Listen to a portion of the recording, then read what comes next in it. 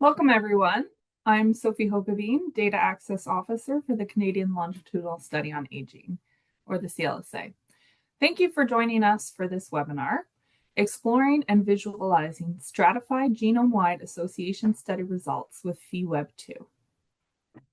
Before we begin, I want to acknowledge that the CLSA National Coordinating Center and McMaster University are located on the traditional territories of the Mississauga and Haudenosaunee nations and within the lands protected by the Dish with One Spoon Wampum Agreement.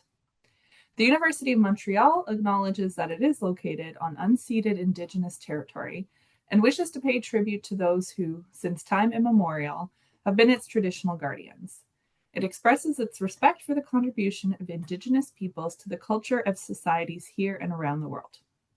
As attendees of this webinar, I encourage you to continue your learning following the webinar and to acknowledge the original inhabitants of the lands where we currently have the privilege to research, live, and work, wherever that may be.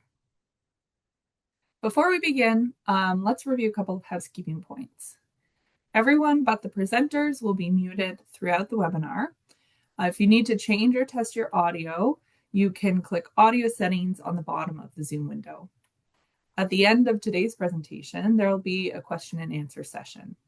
If you have a question for the presenter during the webinar, you can post it in the Q&A box located in the bottom toolbar.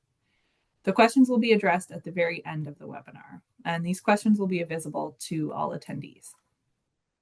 If you have any technical trouble during the webinar concerning Zoom, please use the chat box to communicate with our webinar team. A feedback survey will be launched at the end of the webinar, and we invite you to complete it after exiting the Zoom session. This brief survey provides us with important feedback that we can use to plan future webinars. Today's webinar is titled Exploring and Visualizing Stratified Genome-wide Association Study Results with PheWeb2. This webinar will be presented by Associate Professor Sarah Gagliano Taliun from the University of Montreal. Sarah is an Associate Professor at the Department of Medicine and the Department of Neurosciences at the University de Montreal. She leads a computational genetics research group located at the Research Center of the Montreal Heart Institute. Dr. Gagliano Taliun completed her PhD at the University of Toronto and a postdoctoral fellowship at the University of Michigan. Her research group applies computational tools and approaches to identify and better understand genetic factors contributing to complex human traits of aging. She holds a GNR2 award from the FRQS, as well as funding from CHR and the Alzheimer's Society of Canada. All right, over to you, Sarah. Thanks so much, Sophie. And thanks very much for the opportunity to present. So I'm really excited to talk to everyone about PheWeb2, the new version of our web-based interface for visualizing genetic variant trait associations from genome-wide association studies. And we use results from the CLSA to showcase these new and exciting features. So let's get started. So here's our little agenda for the next 40 minutes or so. We're going to start with a brief overview of what is a genome-wide association study, or GWAS, so that we're all on the same page. And we'll very briefly talk about the old PheWeb, our old web-based browser. Then we'll move on to what's new with PheWeb2. And finally, we'll talk about how CLSA data has helped us to showcase these new features of PheWeb2. So genome-wide association study, or GWAS, as we geneticists like to use in short, identifies DNA regions that are statistically associated with a complex disease or trait of interest. The key word here is association. So we're not talking about causation, it's a statistical association. So why identify genetic variants that are associated and don't necessarily cause a complex disease or trait? So this is a little central dogma of complex traits. We have some genes in our genome, in our structure of DNA, some of which encode proteins, the building blocks for our cells. And in combination with environmental factors, in addition to many other genes and regions of our DNA that are not genes, we get our complex traits. For example, some people have diabetes and other people do not.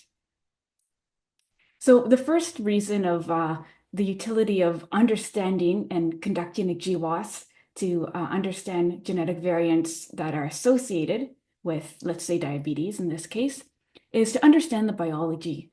So which proteins are involved, which tissues could be involved, etc. Another reason is we can identify potential targets to develop or repurpose existing medications to help treat diseases. And thirdly, by understanding genetic variants, genetic regions in the DNA that are associated with a complex disease like diabetes can be helpful for personalized medicine and potentially in the future predicting who is more likely to get a disease and who is less likely. So for a GWAS, as I said, it's a statistical association, and there are two general study designs, which we'll briefly go over. So the first is a case control study design, where in the CLSA, for instance, in a large cohort, we have some individuals who do not have diabetes. They're known as controls, and others who do have our trait of interest, diabetes, they are called the cases. And we're going to carry out a statistical test to see if a version of a variant is more common or less common in cases or controls.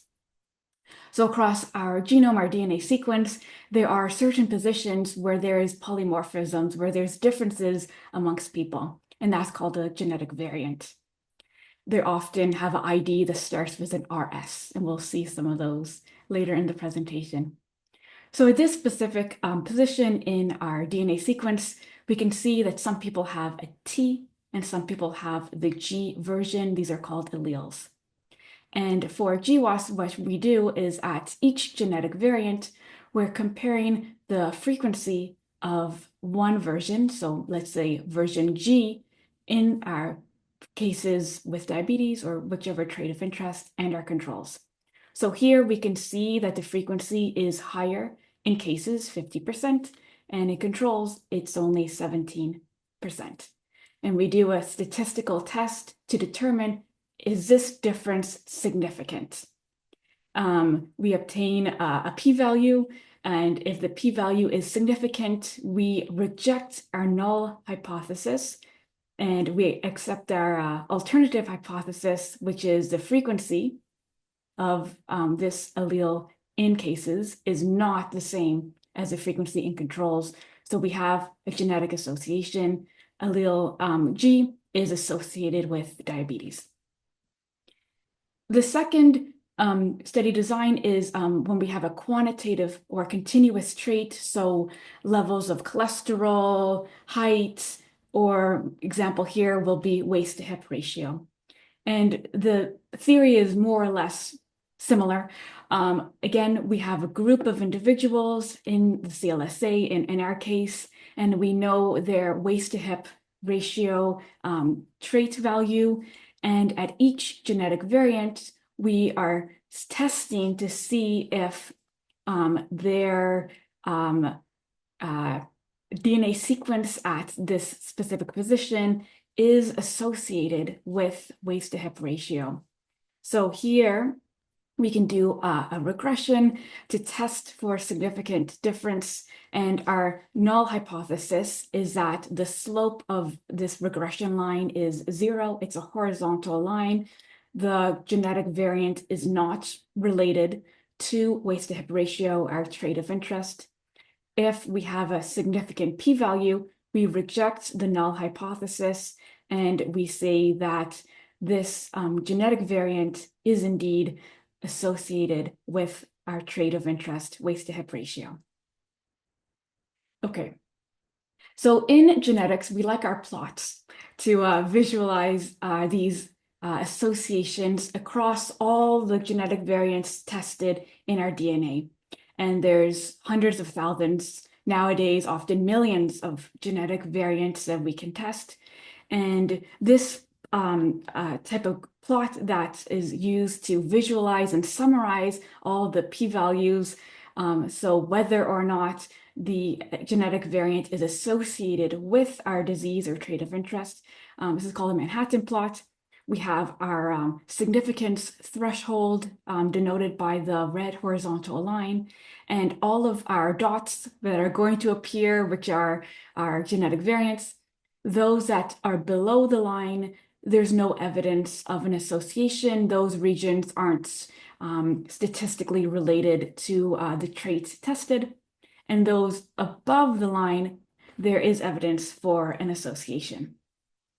So as I said, it's called a Manhattan plot, and this is a Manhattan plot from a published paper from a couple years ago for Alzheimer's disease. This was not in the CLSA, it's in another large data set. And we can see that the dots, they appear like in groups. And this is due to correlation amongst genetic variants in the genome. So here we have a peak above the red line, so it's associated with a trait. This large peak here is ApoE, a famous gene that is associated with Alzheimer's disease. So individuals with a certain variant or have a higher risk of Alzheimer's. But when I see this Manhattan plot, it kind of looks like a Toronto plot to me. I don't know. That peak looks more like the skyline of Toronto. Usually in GWAS, we have one cohort, which result in many, we have many traits that we can run GWAS. So in CLSA, there's hundreds of traits that we can run genome-wide association studies to determine if where the genetic variants are that are associated with the trait. So one cohort, many traits. This can be a bit confusing as a researcher to scan through hundreds of Manhattan plots. It's cumbersome. And that's why we originally developed the first version of PheWeb to explore and generate a new hypothesis when we have hundreds of GWASs run in a single cohort. PheWeb shows different visualizations that are commonly shown in genetic studies, including on top the Manhattan plot that we just saw, and some other visualizations that are useful to better understand the genetic associations. So I think this is best shown as a video. So I took a quick video of the old version of PheWeb that we developed and tested for 1,400 GWASs, so a lot in the white British subset of a biobank called the UK Biobank.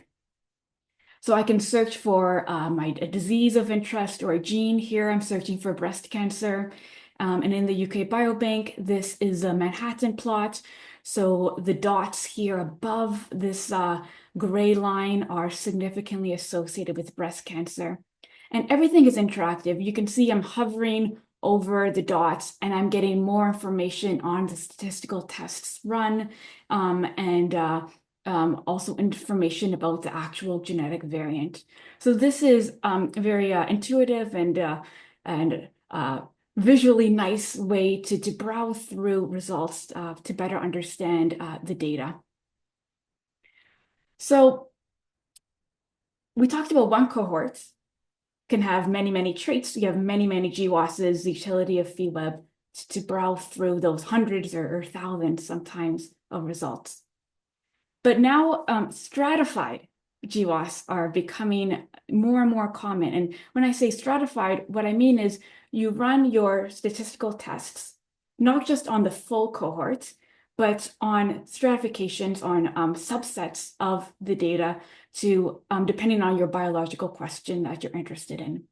So currently popular stratifications are looking into better understanding potential ancestry differential effects and sex differential effects. So we have GWAS that are run bispecific ancestry, genetic ancestries, or male only, female only, to understand differential effects. So these are just a list of some biobanks where they're becoming large, and these stratified GWAS results are coming out.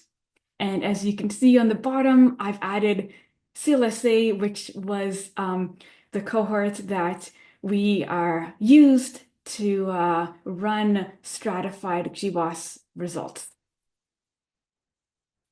So as I mentioned, the original PheWeb is designed for, you have one GWAS, so you have, one Manhattan plot for one trait. So there's a separate web page for breast cancer, a separate web page for diabetes, and it's assuming one trait has one GWAS.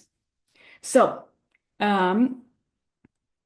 with stratified, it can get cumbersome in the original PheWeb. So we can have one page open where, let's say we have cancer, we have run the GWAS in the entire cohort.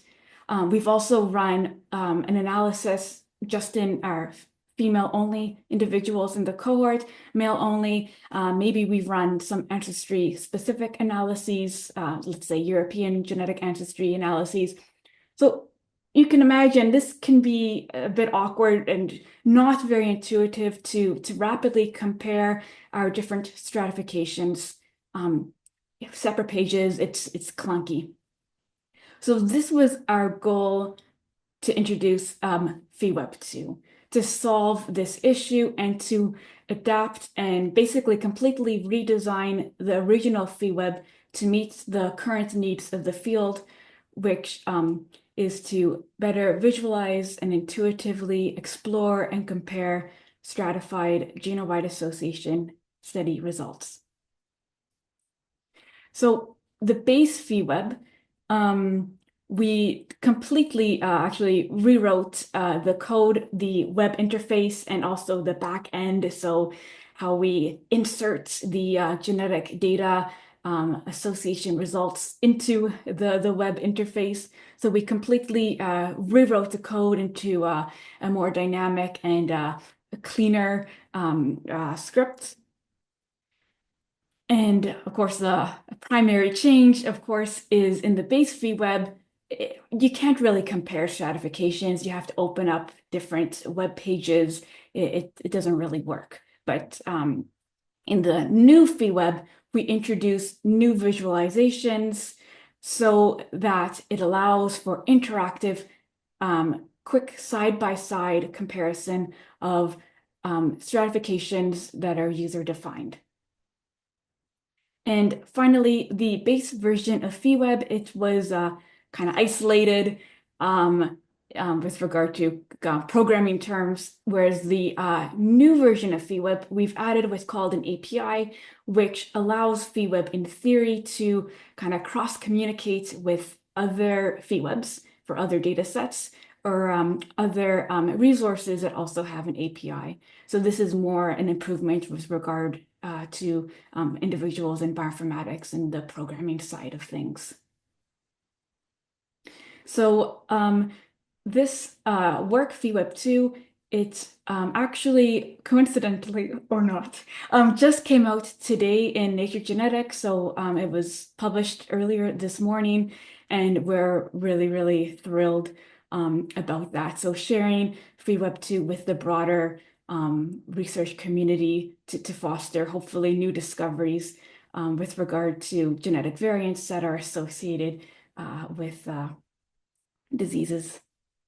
So moving on to our exciting part here, which is the actual results and how we were able to use the CLSA dataset to showcase some of the new and improved features of PheWeb2 to allow for intuitive visualization and comparison of stratified genome-wide association study results in the CLSA cohort.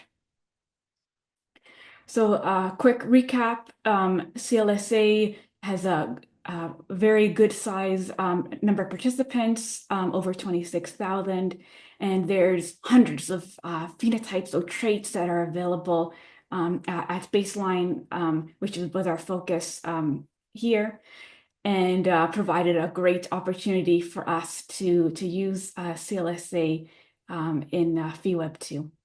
So the current version of the CLSA PheWeb2, we just focus on the continuous traits at baseline. And I'm going to briefly talk about the really cool next steps that we have to utilize more of this the wonderful resource provided by CLSA. So CLSA recruited across 10 provinces, and this is just showing kind of a side-by-side comparison of the proportion of individuals in each province in the most recent census compared to the CLSA. Only 7 provinces, individuals in the 7 provinces have genetic data, so that's a focus for our study. We need the genetic data to carry out the genome-wide association studies. Here I'm also showing a side-by-side comparison of the census data here with CLSA, and this is self-reported ethnicity. So we can see that in CLSA there is a larger proportion of this color here, which are individuals who self-identified as white. In the CLSA cohort, we also carried out genetic analyses called principal component analyses to estimate, I should say, the genetic ancestry of the participants. And this estimation was highly concordant with the self-reported ethnicity. So over 90% of the participants have a genetic ancestry of European. And with regard to male-female distribution, roughly half males, half females. So given these data, we decided to proceed with our sex stratified GWAS. So we have female only and male only results. And given the large majority of individuals of European genetic ancestry, we carried out also a European only genetic association study in addition to the full cohort. So let me just show with this schematic of what exactly are the stratifications that we focused on. So we start with the CLSA with individuals with DNA with genetic data available. And for the European only analysis subset, there's over 24,000 individuals. And then we also ran our genome-wide association study results in the entire cohort. So it's just about 2,000 more individuals. So instead of 24,000, we have almost 27 in the all analysis. And then in the European only and full cohort, we did our sex-specific analyses. So we have our male only GWAS, female only GWAS, for European only, male only, female only for the full cohort. And then we also tested both sexes together, so males and females together, which I'm calling combined in this schematic. So a lot of stratifications, 6. And we fed all that into PheWeb2 and to allow for intuitive comparison of all of these different stratifications. And in the next couple of slides, I want to show you some of the really exciting results that we found through our analyses in the CLA dataset that were easy to pick out using PheWeb2. So I've split this part into kind of different take-home messages. So our first take-home message highlights the value of testing for sex differential effects in genome-wide association studies. And the example that we saw in our CLSA PheWeb2 was for non-HDL cholesterol levels. So non-HDL, it's more or less LDL cholesterol, so the what's typically thought of as the bad cholesterol. And here is a screenshot from PheWeb2 where we have our genome-wide association study run in females on the top panel, and on the bottom we have the same phenotype, the same non-HDL cholesterol, but run only in males. And we can see, again, this is a double Manhattan plot, two Manhattans together. In genetics, we call this a Miami plot. I don't know why we really like naming plots after locations, but anyway. So here we have a strong signal on chromosome 19, and this is ApoE. So you may recall the example Manhattan plot I showed way in the beginning of this presentation. ApoE is a known gene associated with Alzheimer's disease. It is also known to be associated with cholesterol levels. So this finding is not new. But we can see from this Miami plot that, this peak seems to be higher in the female-only analysis and not as high, so not as statistically significant in the male-only analysis.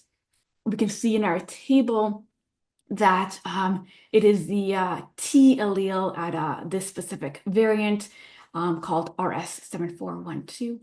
And the T allele, it has a protective effect, so it's lowering non-HDL cholesterol levels, and it's lowering it more in females than in males, but lowering just the same. Okay, so visually, maybe there's a sex differential effect. Maybe there's stronger association at this variant in females compared to males.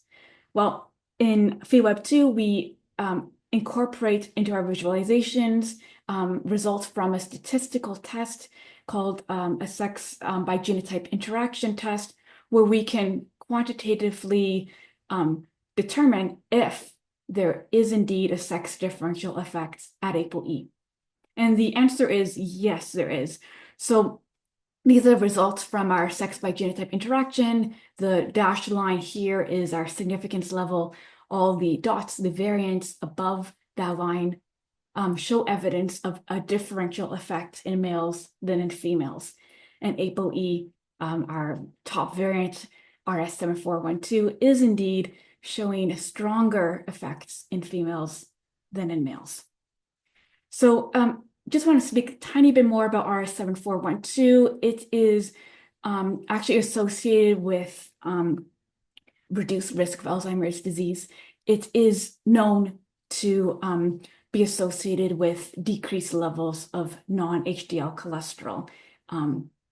However, we from our research, it looks like we are one of the first groups to show that there actually is a sex differential effect for non-HDL cholesterol.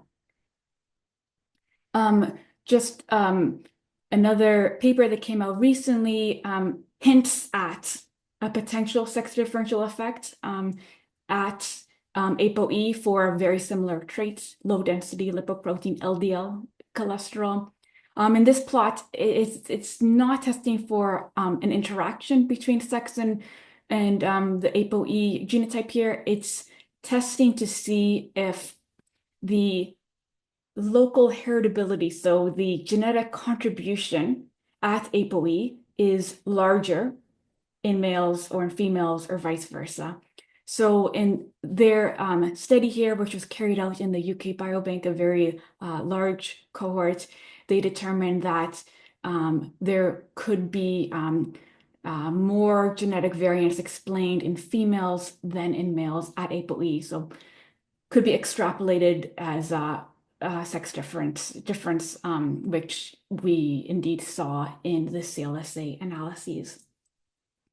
Okay, so now I showed you all these screenshots, and I want to show a video of PheWeb2 so you get a better sense of the nature of how we are displaying side by side the various stratifications in PheWeb2.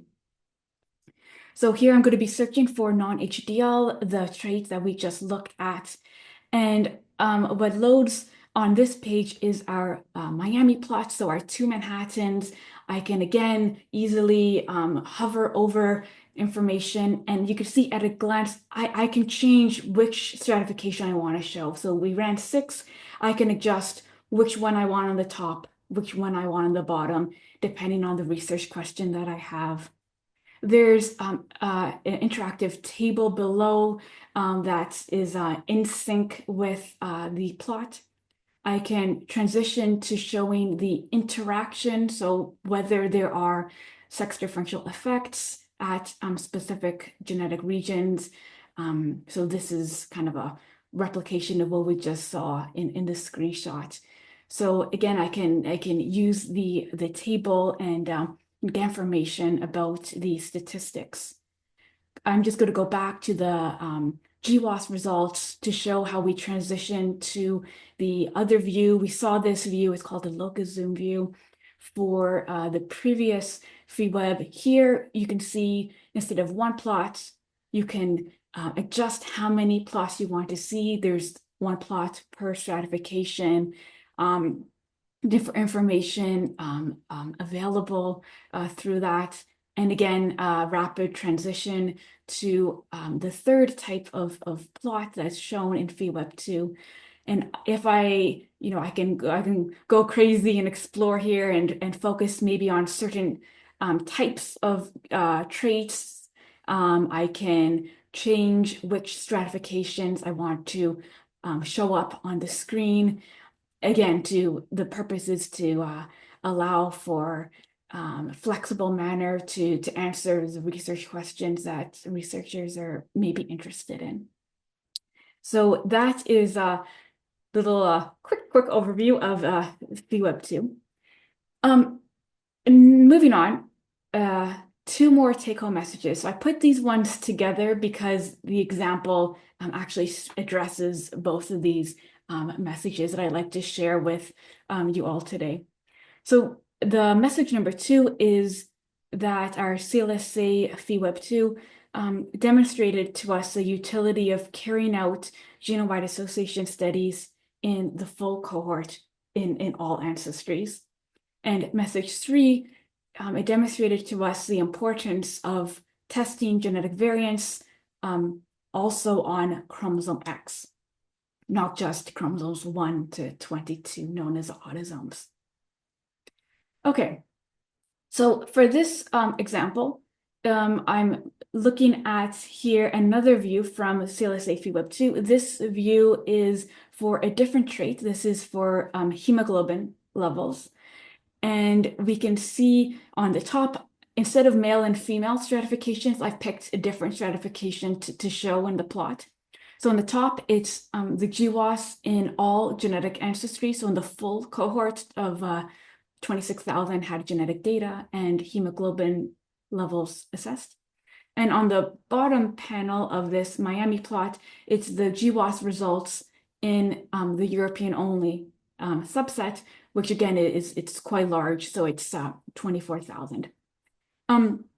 Just at a glance, we can see that some of the peaks, some of the a series of genetic variants popping up on the top and the bottom seem to be similar, but on chromosome X, we see a signal above this horizontal line only in the top panel, only in the all ancestries panel. It's nothing here in the bottom panel for the European only analysis.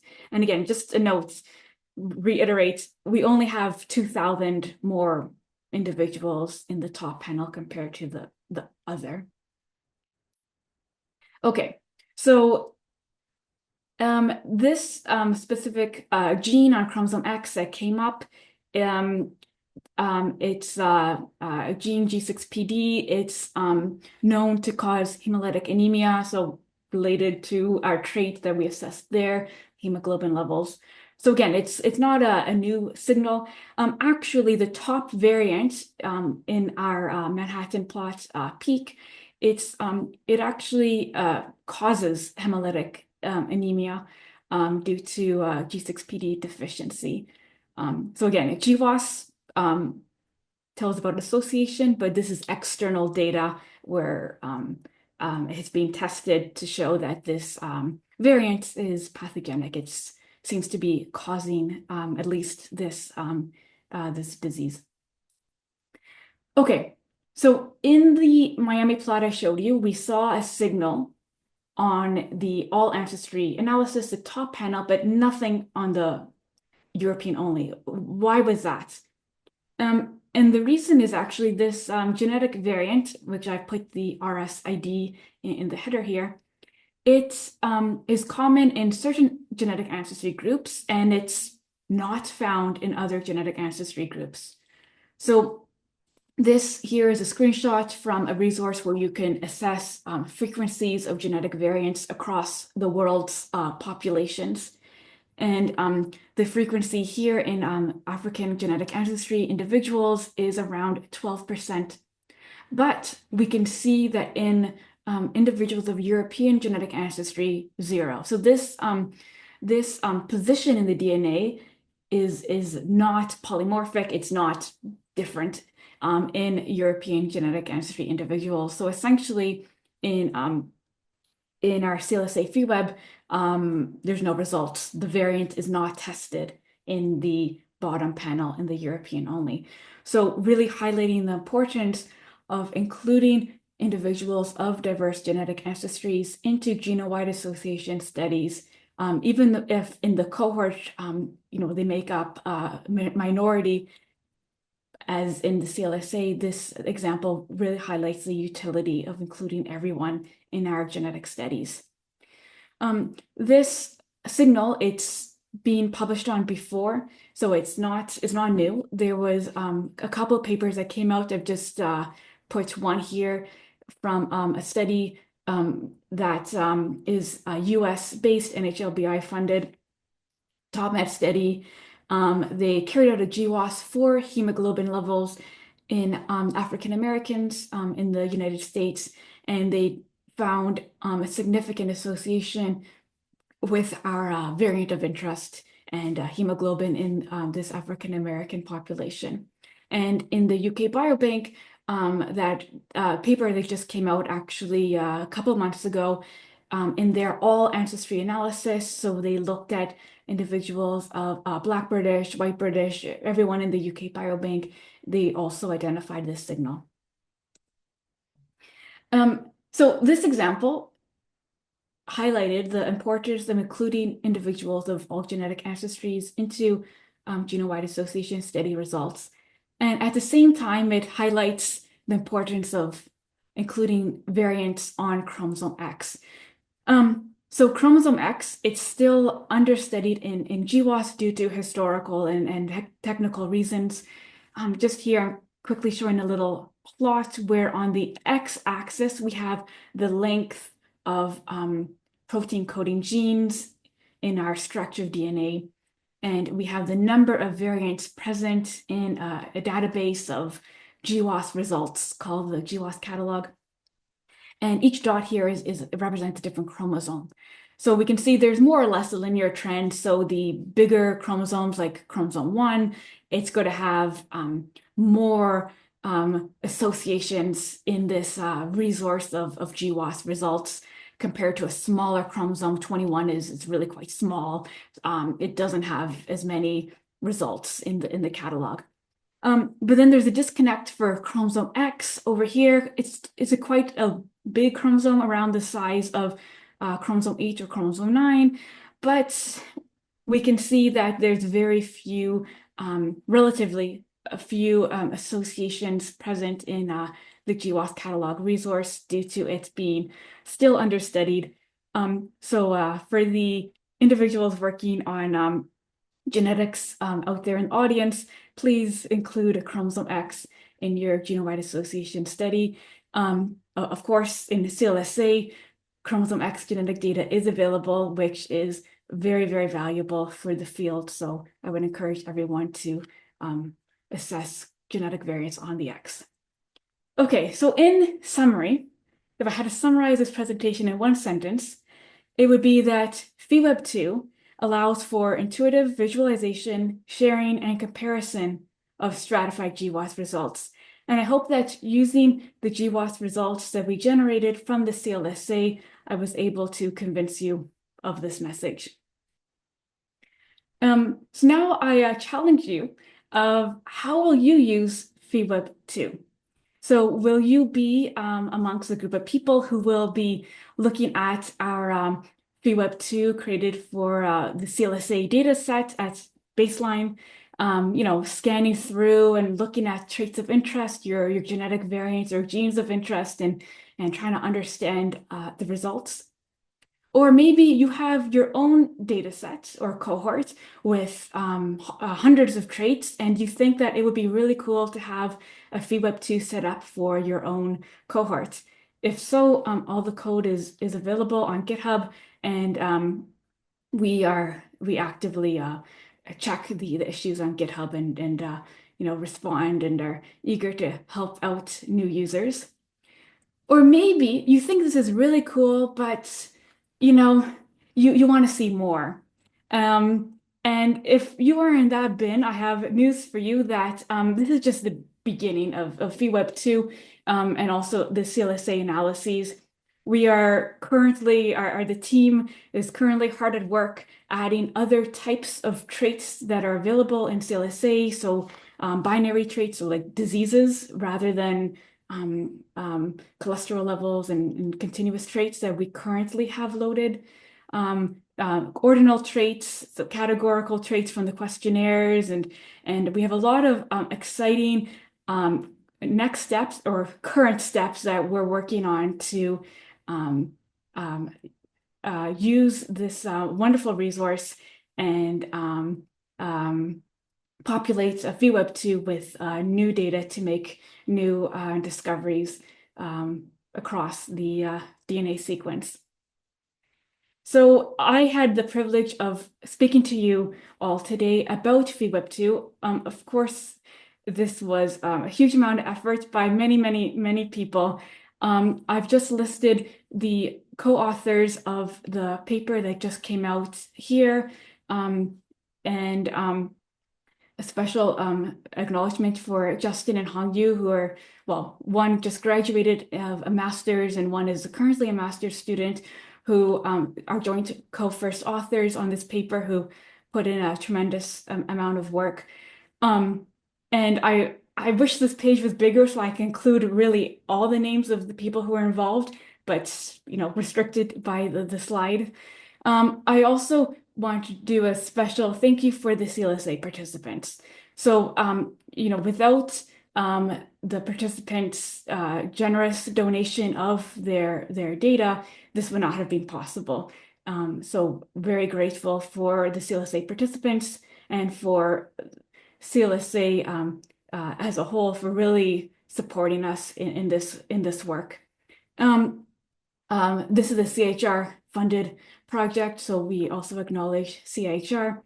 And we'd love to hear from you if you have comments or questions after the webinar, comes up later when you're, thinking about this presentation maybe. So please feel free to get in touch. And thanks very much.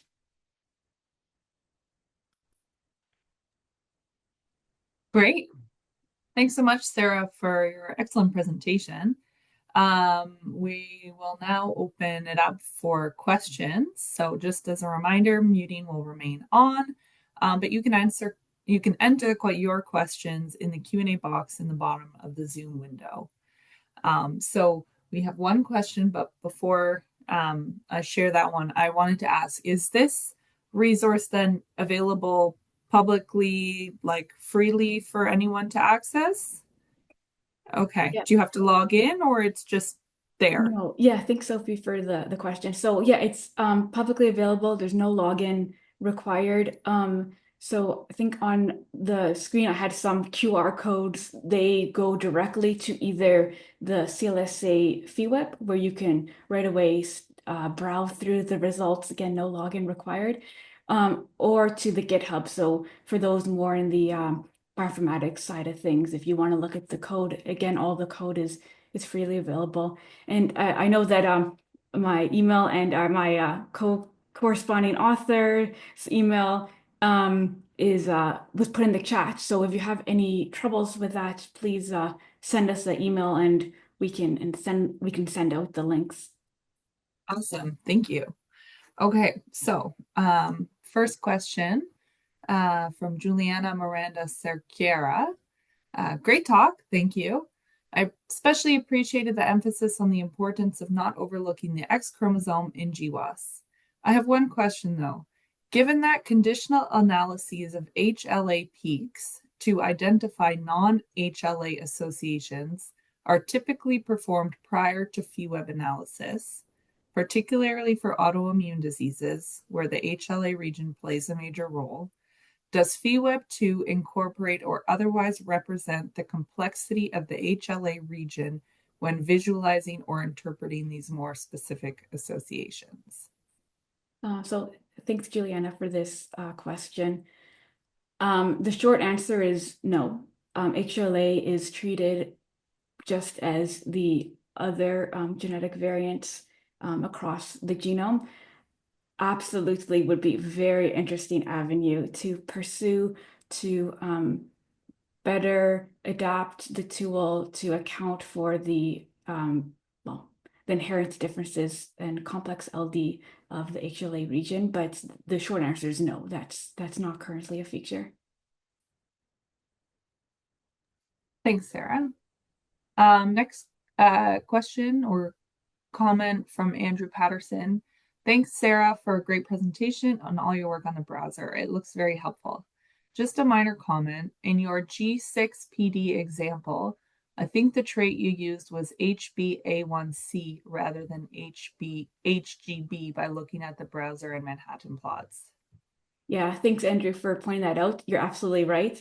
For simplicity in the presentation, I just said hemoglobin, but it is HbA1c is the correct trait. So thanks for commenting on that. Okay, next question from Maria Horst. Great talk. Could you please let us know how this would work if our trait of interest is not currently available? Additionally, would it be possible to request the inclusion of a specific trait in PheWeb2 based on our research question? Thanks, Maria, for the question. So PheWeb2, the goal of it is you have traits that are available, so you can run a GWAS, and then you can visualize them in PheWeb2. So if there's a trait that say you have run or, a colleague has run, and you see that it's not included in a specific instance of PheWeb,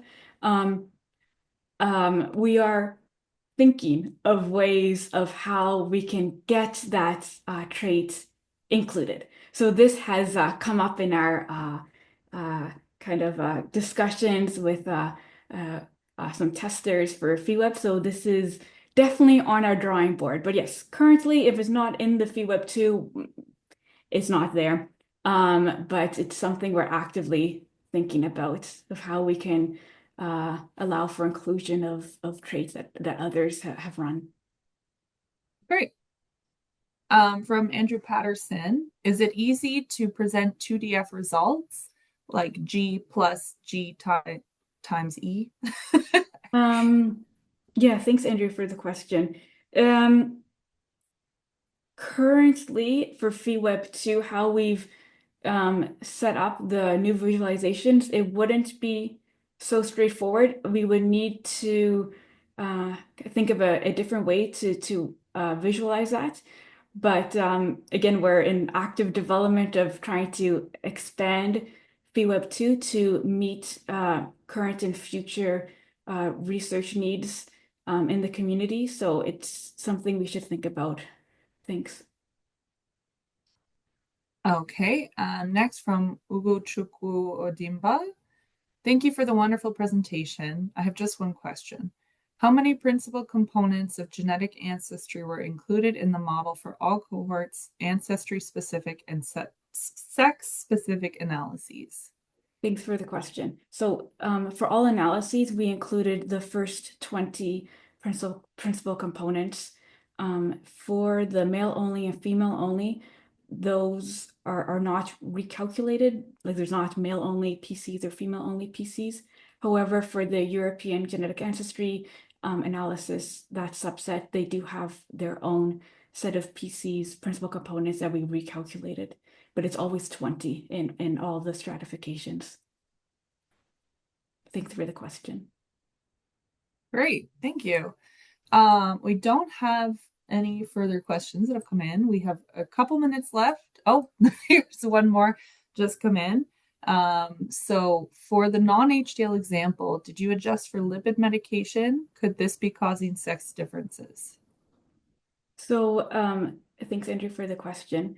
No, in the version of PheWeb2, we performed an analysis that was similar across all the traits. So there were no additional covariates or whatnot modifications to the model for any of the traits. So given that this result, there does seem to be kind of hints in the literature of sex differential results at RS7412 and ApoE for LDL cholesterol. It seems to be a real result. I'm not saying that accounting for the medication, it definitely could change that. In addition to the example that I showed in the slides, we have some collaborators in Vanderbilt, and in the BioView cohort, they independently, using sex by genotype interaction tests, they also identified RS7412 in their data set, coming up with sex differential effects.